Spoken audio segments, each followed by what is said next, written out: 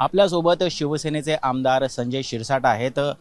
शिरसाट साहेब, छगन भुजबळ यांनी मुंबई तकला एक एक्सक्लुझिव्ह मुलाखत दिलेली आहे आणि यामध्ये एकूण जे मराठा आरक्षण ओबीसी आरक्षणावरून आता वाद निर्माण होतो याबाबत भाष्य केलेलं आहे। यामध्ये त्यांचं म्हणणं आहे की कायदा सुव्यवस्थेची जी परिस्थिती निर्माण झालेली होती खरं तर ती व्यवस्थित हाताळायला हवी होती।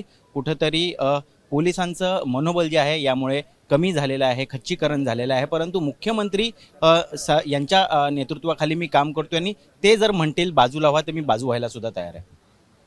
हे बघा, मंत्री असेल किंवा एखादा नेता असेल, त्यांनी त्याचं मत मांडताना ते त्याचं वैयक्तिक होत असतं। जेव्हा पार्टी लेवलला बोलायचं असेल त्या टायमाला त्यांनी पक्षाची भूमिका म्हणून मांडली पाहिजे। तुम्ही एकीकडे असलेलं मंत्रिपद आणि दुसरीकडे असलेलं नेतेपद हे दोघांना मिसळून हा आपलं स्टेटमेंट देत आहेत। याबाबतचं त्यांनी केलेलं स्टेटमेंट हे निश्चितच मुख्यमंत्र्यांनी त्यावर त्यांच्याशी चर्चा केली असावी किंवा अजितदादाची केली असावी।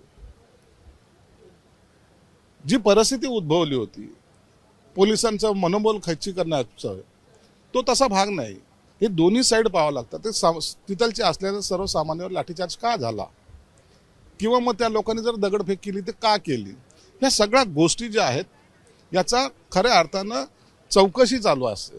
तिथलचे अधिकाऱ्याला त्यामुळे तिथून बाजूला हटवले गेलेले। हे सगळं कारवाई करत असताना पब्लिक आणि पोलीस याच्यामध्ये कुठंही आणखीन काही अंतर पडू नये ही समाजाची भूमिका एकनाथ शिंदे साहेबांनी घेतलेली आहे।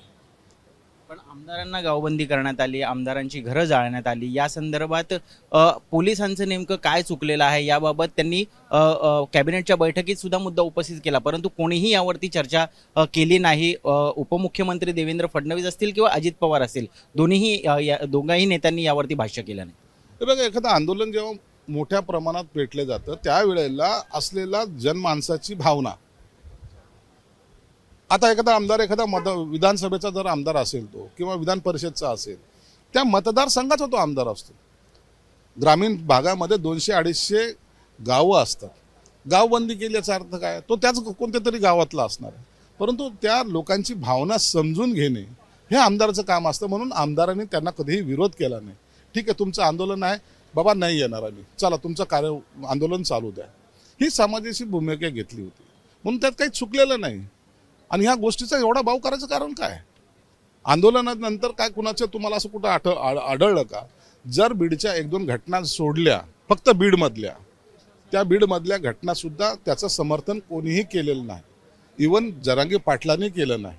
त्यांनी सांगितलं की ते आमचे लोक नव्हते, परंतु जे जाळपोळ झाली त्याची चौकशी झाली पाहिजे हे सर्वांचंच मत होतं, एकाचं नाही, सर्वांचं होतं। आणि त्या पद्धतीने चौकशी आहे, त्याच्यामुळे अनेक लोकांना जे जाळपोळीमध्ये नेमके होते त्यांना अटकही सरकारने केलेली आहे। याच मुद्द्यावरून छगन भुजबळ म्हणतात की त्या ठिकाणी जरांगे पाटील हे या सगळ्या आंदोलकांची नंतर बाजू घेत होते, त्यांना पकडू नये, त्यांना अरेस्ट करू नये अशी मागणी करत होते। एक प्रकारे सरकारला वेठीस धरण्याचं काम जरांगे पाटील करता असा आरोप त्यांचा आहे। बघ, अचानक एखादी घटना घडली ना, त्याची माहिती पोहोचेपर्यंत थोडा वेळ झालेला असतो। मग त्यावेळेला केलं स्टेटमेंट, त्याच्यानंतरचं जर त्यांचं स्टेटमेंट पाहिलं, त्याने सांगितलं की आमचे लोक त्याच्यात नव्हते आणि मराठा समाजाचे कोणीही असो त्यांनी शांततेने आंदोलन करावं हे त्यांची सुद्धा भूमिका आहे। इव्हन मराठा समाजाचंच नाही, ओबीसी समाज असेल, कोणीही असेल, शांततेच्या मार्गाने आपल्याला आरक्षण मिळवायचं ही जर भूमिका असेल तर पहिले स्टेटमेंट धरून ठेवण्यामध्ये आपल्याला एवढं काही गरज नाही। पण त्यांनी अंबडमध्ये जे भाषण केलं ते सरकार विरोधी होतं, प्रक्षोभक होतं, 2 समाजामध्ये पुन्हा एकदा वाद पेटवणारं होतं। तुम्हाला असं वाटत नाही का की सरकारचा आपण घटक पक्ष असताना अशा पद्धतीने जर विधानं केली तर मुख्यमंत्री अडचणीत येतील, सरकार अडचणीत येईल? याची सरकारने निश्चित दखल घेतली असेल। मोठे नेते आहेत, त्यावर त्यांनी दखल घेतली असेल, त्याचा निर्णय मला वाटतं हे वरिष्ठ नेते करतील, त्याबद्दल मी भाष्य करणं योग्य नाही। त्यांना जेव्हा विचारलं की तुम्ही भाजपची स्क्रिप्ट वाचताय का, तर त्यांचं म्हणणं होतं की यापूर्वी सुद्धा जेव्हा बाळासाहेबांसोबत काम करत होतो त्यांनी मला कधी कुठलं भाषण करायचं सांगितलं नाही, मला शरद पवारांनी कधी सांगितलं नाही, अजित पवारांचं सुद्धा त्यांना पाठबळ आहे, त्यामुळे मी कुणाची स्क्रिप्ट वाचत नाही, मला जे वाटतं ते मी बोलतो। त्यांचं मत आहे ना, त्यांनी दिलेलं ते मत आहे, त्याच्यावर मी भाष्य करणं योग्य नाही। धन्यवाद संजय शिरसाट जी। तर हे होते संजय शिरसाट ज्यांनी छगन भुजबळांनी केलेल्या महत्त्वाच्या खुलास्यांवरती आणि वक्तव्यावरती सरकारचे एक घटक पक्षातले आमदार म्हणून त्या ठिकाणी त्यांनी त्याच्यावरती प्रतिक्रिया दिलेली आहे. कॅमेरा पर्सन सचिन सावंत सोबत ऋत्विक भालेकर, मुंबई तक.